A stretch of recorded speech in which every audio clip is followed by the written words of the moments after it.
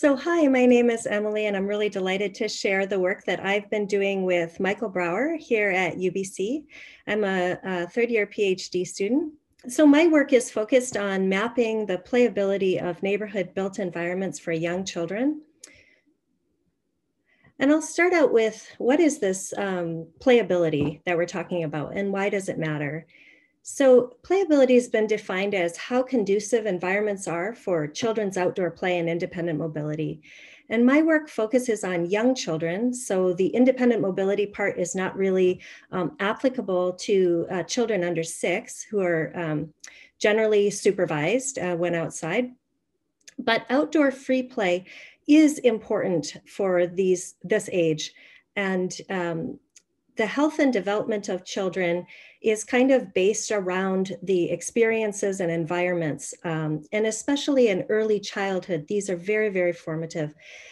So that spontaneous, exuberant, focused, or social activities that build physical, cognitive, social, and emotional competencies, these activities, when they're child directed, they allow the development of resilience. They allow children to kind of practice navigating challenges, navigating situations, and develop this resiliency and this self-directed executive function.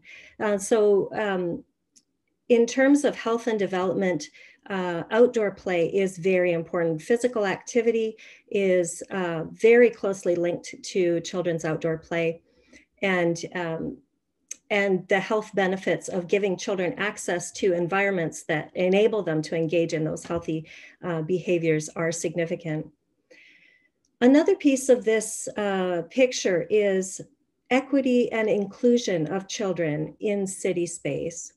So historically, although children are the, stakeholders that are going to be affected for the longest by the features of built environments and by urban development, their perspectives are not, historically, they have not been considered in the development of urban space. And, this has an impact not just for the children, but also for the community. So the exclusion of children from public space affects the life and the interactions in the community. So recent research has pointed to the role that children play in the development of social capital. And it's so much so that the presence of children playing in the neighborhood may be an indicator of sense of community in that neighborhood. So it's to the benefit of everyone if children do have access to their residential neighborhoods. So the objective of my research is to develop a flexible, scalable geospatial metric to measure and map the playability of neighborhood environments for young children.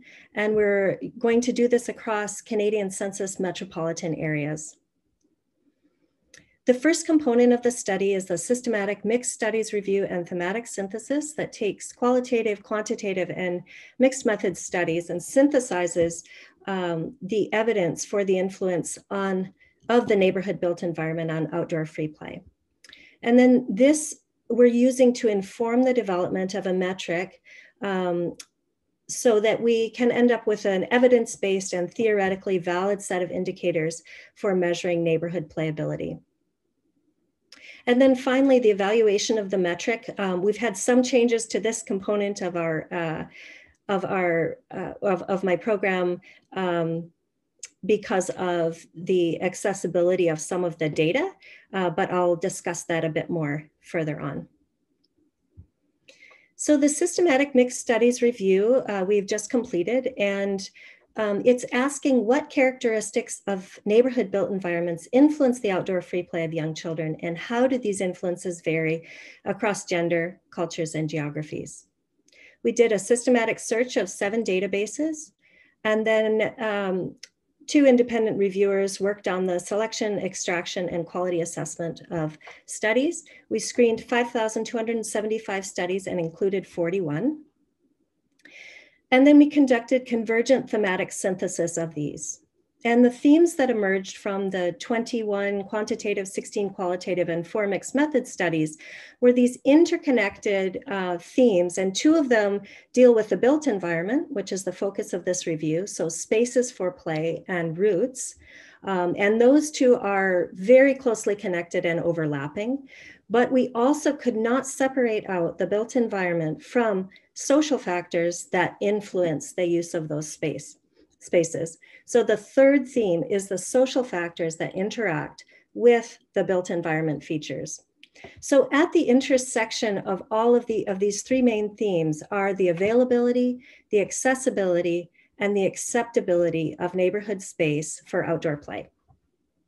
So I presented the results here based around those intersections, as it's really hard to talk about the themes in isolation from each other. So the availability of space for play is influenced by neighborhood design. It's also influenced by housing type, although the evidence is not consistent across contexts as to what housing type consistently is associated with more outdoor play. In higher density neighborhoods, parks and playgrounds, not surprisingly, are used more as the spaces for children's outdoor play. And in lower density neighborhoods, home yards are the important spaces.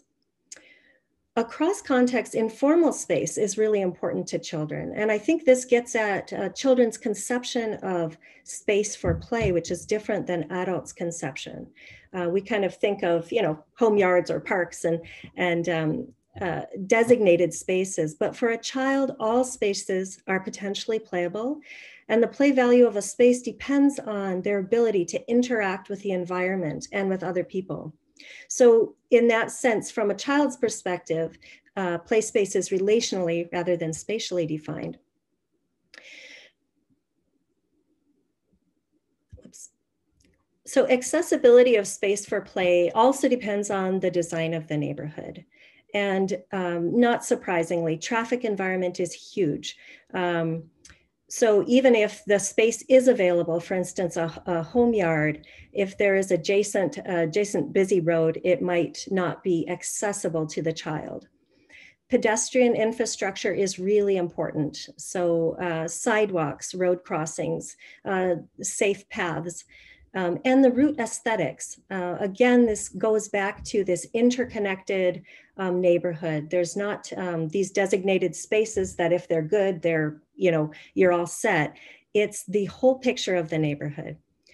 Is the way to get there interesting? Is it green? Is it very noisy? Is it accessible for, let's say, strollers and things like that? And can you meet other people on the way? And destinations are also important. So if a green space is on the way to a childcare setting or a school, then it is a positive for outdoor play. And finally, the acceptability of space for play. So I've focused here on the built environment components because that was the focus of this review, but this is heavily overlaid with social and historical contexts that influence parents' perception of space. But again, in terms of the built environment, protection from traffic. So whether or not there's a park there, but if you have to cross a busy road or if there's cars, going beside the park on a busy road, that is a barrier to outdoor play. Opportunity for social connection was critically important for both children and parents in the studies that we reviewed. And again, in certain high density areas, this opportunity for social connection because of perhaps small apartments or high rises, this was the space where the community came together, these public outdoor spaces. Across contexts and geographies, shade was a huge issue for parents of young children. They're very concerned about shade, sun safety, and protection from extreme heat. And I think this will only become more important as we move forward. And then green and natural space. So even parents of babies noted mood differences in their child after being outdoors in a green space, and they really valued that. And then play affordances, facilities, and amenities. Children, older preschoolers really loved play at heights, play with speed, and play that offered physical challenge. So ability to climb on things, ability to go fast down a slide or swings was really important to them. And then for the parents, a place to change nappies or get water was also a priority. And I just wanted to share this quote from a 6-year-old about a very simple pop-up park that was created on road space. There are some lovely plants in the pop-up park. The garden beds are just the right height to hide behind, and you can walk around them and chat or just sit and watch the bees. So what did we learn? Our findings encourage a conception of the neighborhood as an interconnected whole. They suggest that key neighborhood features are consistent across the contexts that we looked at. They indicate that traffic environment, pedestrian infrastructure, neighborhood green space, park density, and age-specific residential density should be considered for inclusion in the playability metric. And they also indicate that parental perceptions of neighborhoods are influenced by these family and community level social and historical contexts, and that impacts children's access to outdoor play. In racialized communities, in communities that are marginalized, immigrant communities that lack social connection and history with a place, those are all really powerful influences on parent perception of the neighborhood and their willingness to be out there and engage with the neighborhood. So I'm really excited about our work in progress. So we're applying these findings to the development of this geospatial metric. The systematic review has informed indicator selection, the relative weights of the specific indicators, the buffer method, so network buffer methods and the buffer size were all informed by our findings. So for example, one of the main domains that came up was, of course, the traffic environment in a neighborhood. So now we're working to operationalize the indicators using geospatial data that's available across all of the study areas. And we are looking at different data types, different variables that we can operationalize to represent the traffic environment. I won't go into the geostatistical methods. We're still working on this, but basically the idea is to aggregate these to a composite metric that can represent neighborhood playability for young children. And then to apply and map this metric across Canadian census metropolitan areas at a postal code level with a network buffer around it. And I think that one of the important things that I've already started is engagement with play and planning experts, because I'm hoping that this metric will be useful to cities. And I think that as a basis for dissemination and as a basis for learning what will be most useful to play and planning experts, community partners, I would like them to be involved and I would like to be listening to them at this point. So I've started mostly informal engagement and we may decide to do some more formal focus groups and things like that moving forward. So I mentioned that the third component of my work has changed. So originally we had planned to compare the play score to actual data on outdoor play of young children in neighborhoods, so geocoded to their postal code. But some of the data, a large portion of the data that we were hoping to use, it turns out that it will not be accessible to us.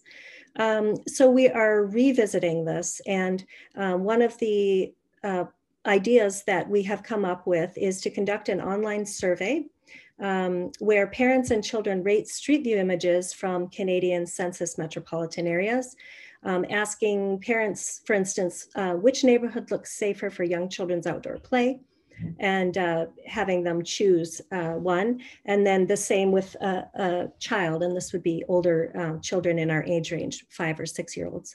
Which neighborhood would you rather play in? And then examine the correlation between parent and child preferences and the playability score for that location to see, do we have the right idea? Because children's access to outdoor play is very much controlled by parental perceptions of that neighborhood. Another potential study, and this is very exciting to me, and we're speaking with some researchers from Imperial College London to see if we can collaborate, is to evaluate the playability metric by using an existing machine learning model for perception of neighborhood safety. So this has already been developed, but it's for general neighborhood safety. And then fine-tuning it to Canadian parent perceptions of neighborhood safety for young children's outdoor play. So this would be done via an online survey and the same sort of image selection used to fine-tune the existing model for safety. And then we would apply that model to street view images from Canadian census metropolitan areas and then map the results and compare the correlations between the predicted preferences of parents and the playability score. So that's another way to get at, how does our metric compare with parent perceptions of neighborhoods.